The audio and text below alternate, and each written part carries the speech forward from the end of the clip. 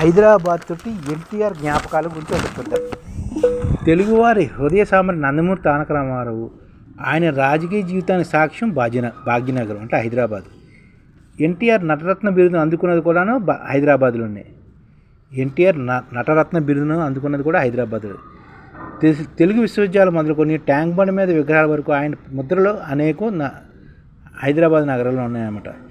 ఎన్టీఆర్ శతజయంతి ఉత్సవాల సందర్భంగా హైదరాబాద్లో ఎన్టీఆర్ జ్ఞాపకాల గురించి చూస్తారు.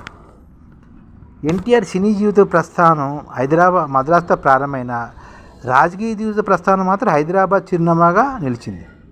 సారథి ప్రొడక్షన్ నిర్మించిన కలిసి ఉంటే కలత సుఖం సినిమా చిత్రీకరణలో భాగంగా 1960లో మొదటిసారిగా ఎన్టీ రామారావు హైదరాబాద్ నగరానికి వచ్చారన్నమాట. 1960లోని కలిసి ఉంటే కలత సుఖం సినిమా చిత్రీకరణ భాగంలోని 1960లోని మొదటిసారి హైదరాబాద్ నగరానికి వచ్చినట్లు చెప్తున్నారు. ఒకే ఒక పుస్తకం ద్వారా తెలుస్తుందన్నమాట. ఆ తర్వాత 1964లో నిజాం కాలేజీ మైదానంలోని ఒక సభలో నాటి ప్రధాని లాల్ బహదూర్ శాస్త్రి చేతుల మీదుగా నటరత్న బిరుదును అందుకున్నారు ఎన్టీ రామారావు. 1964లోని నిజాం కాలేజీ మైదానంలోని ప్రధాని లాల్ బహదూర్ శాస్త్రి చేతుల మీదుగా ఎన్టీఆర్ హైదరాబాద్లో నటరత్న బిరుదును అందుకున్నారన్నమాట. భారత పాకిస్తాన్ యుద్ధ సమయంలో దేశ రక్షణ నిధి కోసం ఎన్టీఆర్ తోటి కళాకారులతో కలిసి పెద్ద ఎత్తున విరాళాలు సేకరించి 1965 డిసెంబర్ 16వ తేదీన ఫతే మైదాన్ ఎల్బీ స్టేడియంలోని అప్పటి ప్రధాని లాల్ బహదూర్ శాస్త్రికి కూడా ఆ విరాళాలు అందించారు. 4 ఏళ్ళకి ఎన్టీఆర్ ఎస్టేట్ శంకుస్థాపన, ఆ పైన ముషీరాబాద్, నాచారం, అబిడ్స్లో రామకృష్ణ సినీ స్టూడియోస్ నిర్మాణం, ఇలా నగరంతో రామారావు బంధాలు చాలా పెరిగాయన్నమాట. 1960లోని మొదటిసారి హైదరాబాద్ వచ్చి కలిసి సినిమా తర్వాత నిజాం కాలేజీలోని మైదానంలోని నటరత్న బిరుదును అందుకున్న తర్వాత 1965లోని విరాళాలు 1965లోని నాటి ప్రధానికి విరాళాలు ఇచ్చారన్నమాట. అలాగే తర్వాత 1970 ఆ ప్రాంతంలోని ఎన్టీఆర్ ఎస్టేట్స్ని స్థాపించారన్నమాట. ఆపై ముషీరాబాదు, నాచారం, అబిడ్స్లో కూడా రామకృష్ణ సినీ స్టూడియోలను నిర్మించారన్నమాట. ఇలా హైదరాబాద్ తోటి రామారావు గారి అనుబంధం చాలా బలపడింది. దేశ రాజకీయాల్లో ప్రపంచం సృష్టించిన ఎన్టీఆర్ రామకృష్ణ స్టూడియోస్లో 1982 మార్చి 21న రాజకీయాల్లోకి వస్తున్నట్టు ప్రకటించారన్నమాట. రామకృష్ణ స్టూడియోస్లోని 1982 మార్చి 21 రాజకీయాల్లో వస్తున్నట్టు ప్రకటించారన్నమాట. 29న న్యూ ఎమ్మెల్యే క్వార్టర్స్లో పార్టీని ప్రకటించారు. ఏప్రిల్ 10, 11 తేదీలు నిజాం కాలేజీ మైదానంలో తొలి బహిరంగ సభను ఎన్టీ రామారావు హైదరాబాద్లో నిర్వహించారు. 1983 జనవరి 9న ఎల్బీ స్టేడియంలో 15 మంది మంత్రివర్గంతో ముఖ్యమంత్రిగా ప్రమాణ స్వీకారం చేశారు.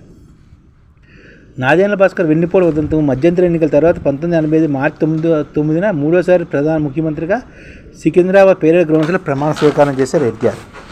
1997 జనవరి 18న ఇక్కడ తుది శ్వాస విడిచారు మన హైదరాబాద్లోనే.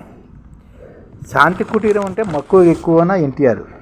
మోయినాబాదు, రంగారెడ్డి జిల్లా మోయినాబాద్ మండలంలోని హిమాయత్ నగర్ మండలంలోని గండిపేట అంటే ఉస్మాన్ సాగర్ చెరువు ఒడ్డున ఎన్టీఆర్ కుటీరాన్ని ఏర్పాటు చేస్తున్నాడు. అక్కడే రాష్ట్ర పార్టీ కార్యాలయాన్ని కూడా నిర్మించారు.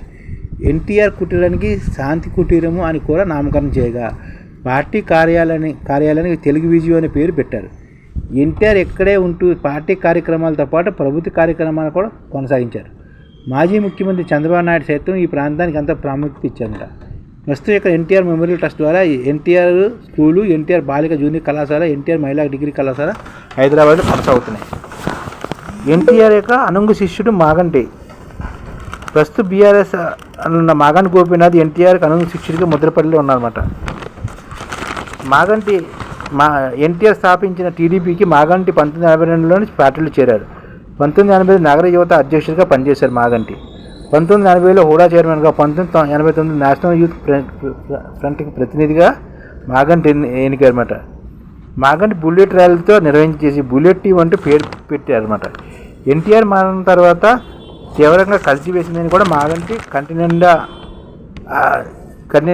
కన్నీటితో ఆయన అచ్చుకెళ్ళి కొండ నెత్తిని పట్టుకుని బంజారాహిల్స్ ఇంట్లోంచి స్వయంగా బయటకు వచ్చి ఊరేగింపులో వాహనం పెట్టారని మాగంటి చెప్పుకుని వచ్చారన్నమాట. ఈ విధంగా ఎన్టీఆర్కి మాగంటికి ఎంతో సంబంధం ఉంది. అలాగే ఎన్టీఆర్కి హైదరాబాద్కి ఎంతో సంబంధం ఉంది.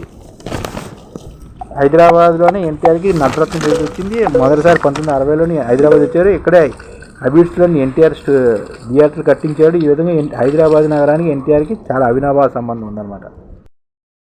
ఈ ఛానల్ ముఖ్య ఉద్దేశం ఏంటంటే మన తెలుగు రాష్ట్రాల్లో 1 కోటి మందికి సంఘటిత రంగాల్లో ఏ విధంగా ఉద్యోగాలు ఇవ్వవచ్చు, కనీస నెల జీతం 30,000 వరకు ఏ విధంగా ఇవ్వవచ్చు, ఏ విధంగా చేస్తే ఉద్యోగాలు సృష్టించబడతాయో వివరిస్తూ ఈ ఛానల్లో వీడియోలు వస్తాయి.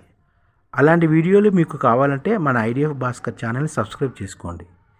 ఐడిఎఫ్ అంటే ఇండియన్ డెవలప్మెంట్ ఫోర్స్.